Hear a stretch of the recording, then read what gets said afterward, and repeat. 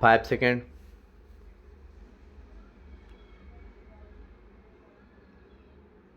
Start.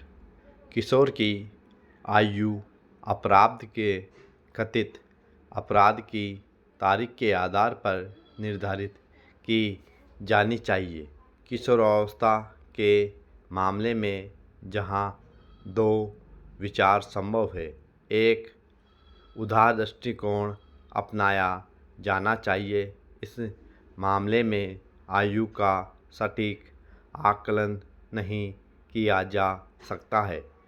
न्यायालय या board समिति उनके द्वारा दर्ज किए जाने वाले कारणों के लिए यदि आवश्यक समझा जाए तो बच्चे या किशोर को 1 वर्ष के अंतराल के भीतर उसकी कम उम्र पर विचार करके लाभ दे सकती है।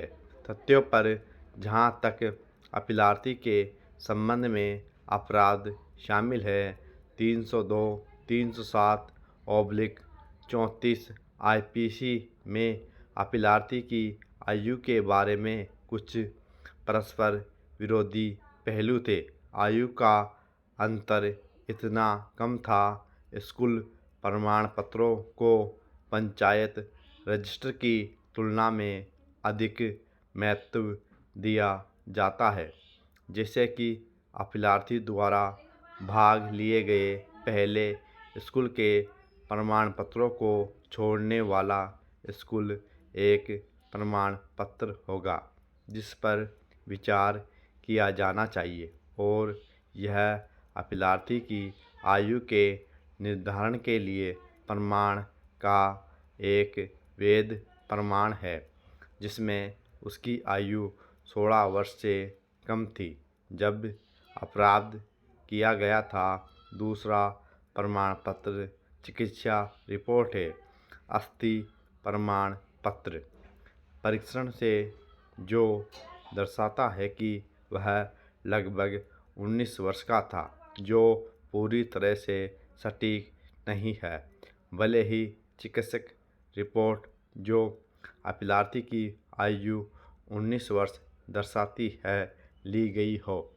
पैरा इस मामले के तथ्यों को भी यहाँ बताया जाना चाहिए कि जब शिकायतकर्ता गुरुप्रसाद मिश्रा के पिता और भाई अपनी ज़मीन की सिंचाई कर रहे थे तो पानी गया प्रसाद मिश्रा से संबंधित बगल के क्षेत्र की ओर बह गया। वर्तमान अपीलार्थी जो गया प्रसाद मिश्रा का पुत्र है ने अपने पिता को इसकी सूचना दी और इसके तुरंत बाद गया प्रसाद मिश्रा अपने 2 बेटों गुलाबचंद और पवन कुमार के साथी और एक बाबदीन लाठी से लैस होकर मौके पर आया और शिकायतकर्ता के पिता और भाई पर हमला करना शुरू कर दिया। शोर शराबा सुनने के बाद शिकायतकर्ता गांव के कुछ लोगों के साथ मौके पर पहुंचा और आरोपी व्यक्तियों ने उस पर भी हमला कर दिया। इस घटना के परिणामस्वरूप सभी को गंभीर चोटें आई और अंततः शिकायतकर्ता के भाई गंगा प्रसाद की मौत हो गई। बाराबंकी जिले के सुबह पुलिस ने स्टेशन में 1995 के अपराध के रूप में 4 नामित अभियुक्तों के खिलाफ आईपीसी की धारा 307, 504 और 323 के तहत एक प्राथमिकी दर्ज की गई। जैसा कि ऊपर उल्लेख किया गया है, चूँकि शिकायतकर्ता के भाई की उसी दिन मृत्यु हो गई थी, इसलिए प्राथमिकी में धारा 307 जोड़ी गई थी। निसंदेह अपीलार्थी हमलावर समूह से संबंधित और उसने मृतक पर हमला किया था और घायल कर दिया था और अंततः घायल व्यक्तियों में से एक की मौत हो गई थी। यह भी सच है कि वर्तमान अपीलार्थी सहित कुछ हमलावर लाठियों से लैस थे।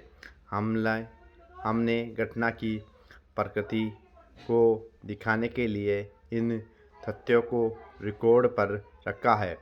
अभियुक्तों ने एक जघन्य अपराध किया है, फिर भी वे कठोर अपराधी नहीं है। यह पूर्व नियोजित निर्मम हत्या भी नहीं है।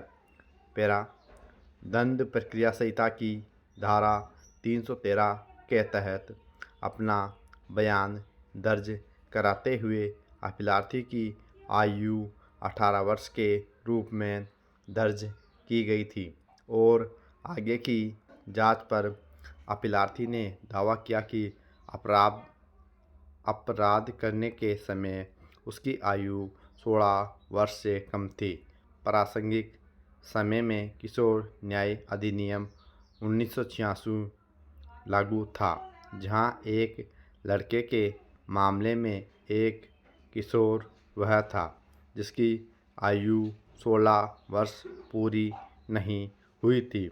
हालांकि किशोर न्याय अधिनियम 2000 द्वारा इस आयु को बढ़ाकर 18 वर्ष कर दिया गया था। जैसा कि हम बाद में देखेंगे, मुकदमे के चरण में किशोरावस्था की एक औपचारिक याचिका दायर की गई थी। इसके अलावा ग्राम पंचायत अधिकारी की जांच की गई, जिसमें अपीलार्थी का पारिवारिक रजिस्टर प्रस्तुत किया, जिसमें अपीलार्थी की डेट ऑफ बर्थ 1975 दर्ज किया गया था। Full stop.